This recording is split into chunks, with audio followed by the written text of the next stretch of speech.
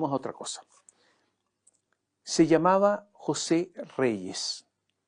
José Reyes tenía 43 años. Era un hombre poderoso, con recursos. Era conocido como el rey de Meix, el barrio Meix. Ese barrio donde están los toldos azules, ese que es una selva poblada por comerciantes establecidos, cada vez menos, comerciantes ambulantes, como les decía, con estos toldos azules, con chinos que crearon una guardia propia, pero esa guardia propia de los chinos, había chinos con guardia, que eran guardias, no resistió a los venezolanos, colombianos, haitianos y también a los chilenos.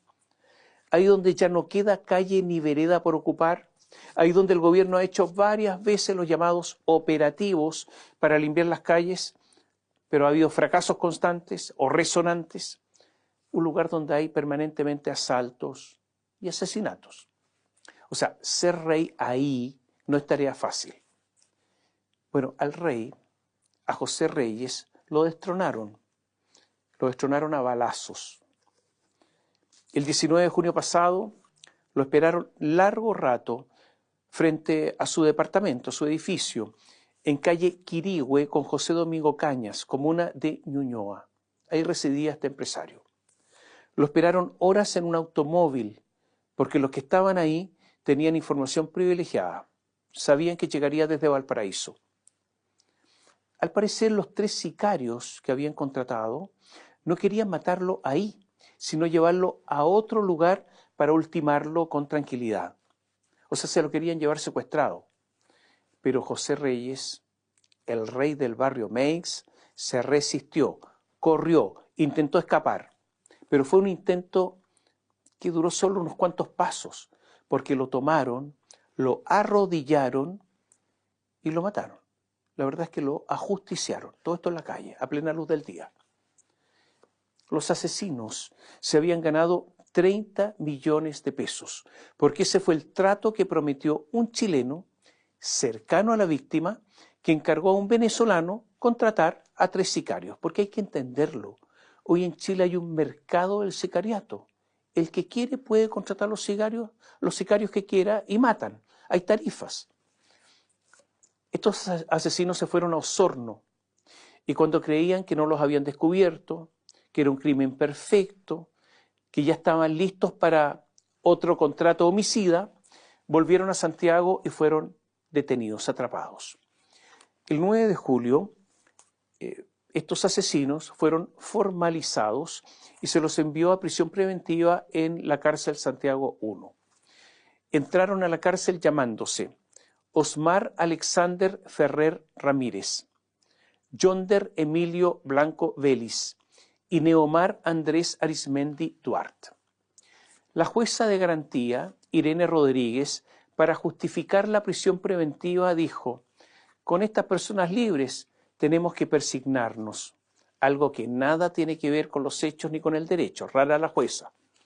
En la audiencia de formalización, la magistrada al parecer estaba como distraída, algunos dicen medio dormida, porque cuando ya terminaba la audiencia pidió a los fiscales que le explicaran todo nuevamente, como si no hubiera estado ahí. Por eso la audiencia duró mucho más de lo previsto. En broma o en serio, algunos en tribunales le dijeron a la jueza Tuto Rodríguez. Aquí un paréntesis. Irene Rodríguez fue jueza de familia en San Miguel y en un tribunal de familia de Copiapó. Y de ahí saltó, gracias al ministro de Justicia de la época, Jaime Campos, al Tribunal de Garantía, el 8º, que ve asuntos penales. Yo le voy a decir una cosa, solo en el Poder Judicial y en la política se ven estos saltos estrambóticos. Porque ¿qué diablos hace una jueza de familia yéndose a la justicia penal? Que es otra especialidad totalmente distinta. Es como si al pediatra lo mandaran a hacer funciones de oculista. Bueno, por algo el Poder Judicial está como está. Cierro el paréntesis. Irene Rodríguez, la jueza, emitió los documentos respectivos, los oficios, que emanaban de la resolución del tribunal, comunicando a Gendarmería la prisión preventiva de estos 3 sicarios. Cuando ya se los habían llevado a la cárcel, a estos formalizados, una gendarme, mujer, que recibió los documentos en el tribunal, los documentos físicos, advirtió que el apellido de Osmar Ferrer estaba mal escrito, era un error de tipeo. A Ferrer le faltaba la primera E, Ferrer no estaba la primera E. Nada grave. Este primer error, pequeño, la jueza lo trató de arreglar. Y ahora sí que cometió un error grave. Emitió un documento, un oficio, dejando sin efecto el primer oficio. Y luego emitió otro oficio con la detención de Ferrer. La verdad es que en los tribunales esto no se hace así. Pero la jueza, la que nos invitaba a persignarnos, parece que no lo sabía. ¿Qué tendría que haber hecho? Simplemente había que emitir un nuevo oficio rectificando el apellido del primero. Nada más. Pero no podía invalidar el primero porque el preso quedaría libre, y menos ordenar la libertad de una persona inexistente, porque con ese apellido no había nadie. En fin, por donde usted lo mire, una torpeza total.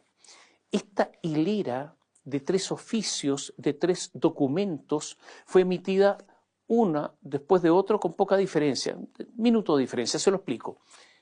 20:17 del 9 de julio pasado. Se emitió el primer oficio notificando la prisión preventiva de Ferrer con el apellido escrito sin la primera E. Minutos después, 20:25, corrigiendo la identidad, anula el oficio anterior levantando la prisión preventiva.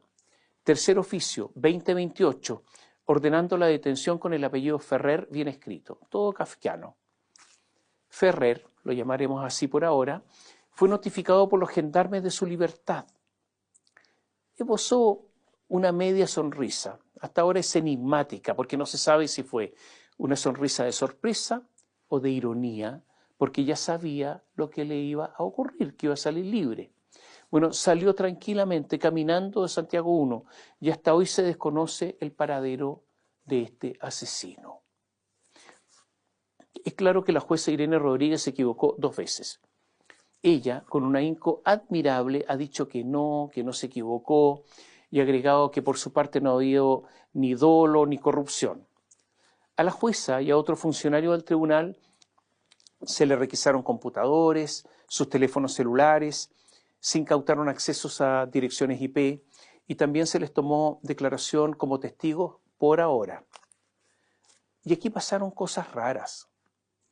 Gendarmería tenía la orden de detención de Osmar Ferrer, la última, con el apellido correcto, 6 horas antes de que le dieran la libertad. Hubo muchísimo tiempo para que cumplieran el último oficio, el último documento. El primer oficio, en el que se decretaba la libertad, se mandó un correo de Gendarmería. El último, el que ordenaba la detención, se envió a 4 correos. Por ahora no se sabe por qué el tribunal usó una sola dirección para el oficio que decretó la libertad.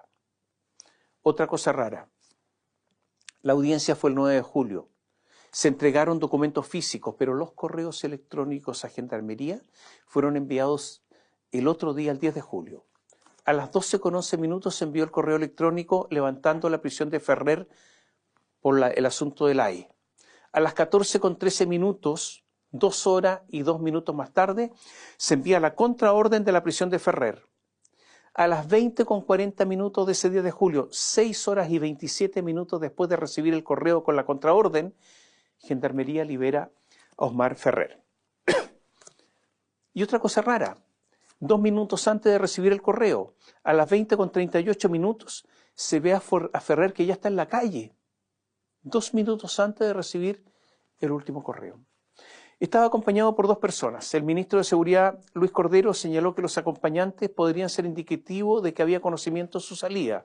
El director subrogante de Gendarmería, Rubén Pérez, aseguró que los hombres estaban identificados y que habían quedado en libertad junto a Ferrer. O sea, el ministro de Seguridad no sabía lo que sí sabía Gendarmería.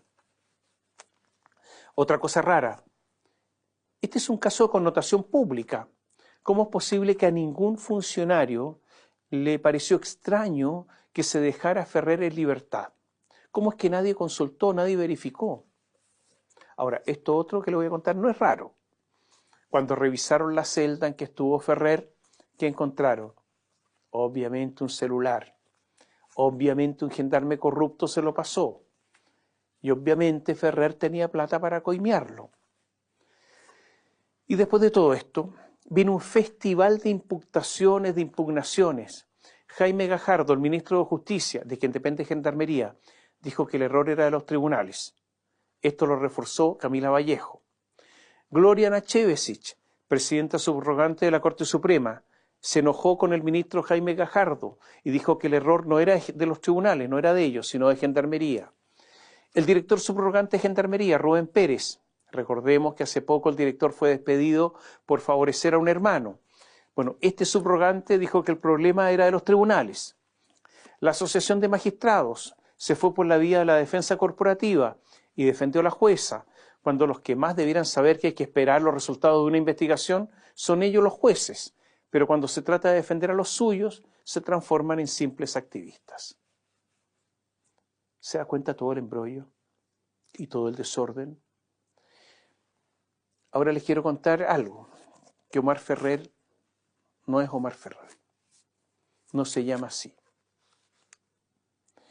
Este asesino entró a Chile por lo que los burócratas llaman pasos no habilitados.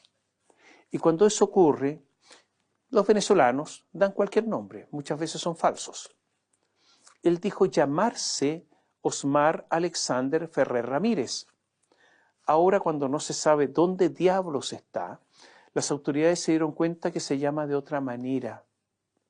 Y cuando se preguntó al ministro de Justicia si se sabe cómo se llaman al ministro de Seguridad Pública, si se sabe cómo se llaman los otros dos cómplices, los que están en la cárcel, dijo que esta era una investigación en curso. Yo tengo la impresión de que si no se hubiera escapado Ferrer y originado toda esta batahola, seguiría llamándose Óscar Ferrer. La verdad es que todo esto es como un parque de diversiones donde hay harto payaso a disposición. Carabineros y la Policía de Investigaciones, ahora con la identidad nueva, levantaron una alerta internacional, una alerta roja internacional, un se busca, con el nombre real, Carlos Alberto Mejía Hernández. La Fiscalía Metropolitana Occidente y Oriente emitieron un comunicado informando de la alerta, pero con una diferencia con respecto al comunicado de las policías. El nombre del imputado sería Alberto Carlos Mejía Fernández, no Carlos Alberto. Y entonces en ese momento la policía se dieron cuenta que la alerta internacional que habían levantado para todo el mundo tenía el nombre equivocado. O sea, el parque de diversiones tenía horario extendido. El ministro de Seguridad Pública, Luis Cordero, dijo, mira, todos deberíamos estar agradecidos de las policías, porque ese trabajo de ellos permitió llegar a la identidad real del sicario. ¿Sabe? Yo creo que el crimen organizado está más organizado de lo que creemos. Y con este nivel de las autoridades, de ineficiencia, de juezas distraídas, de autoridades que no se esfuerzan en conocer la identidad de quienes cometen asesinatos, de gendarmes muchas veces corruptos, creo que la batalla se está perdiendo. Todo lo que ha ocurrido es una vergüenza.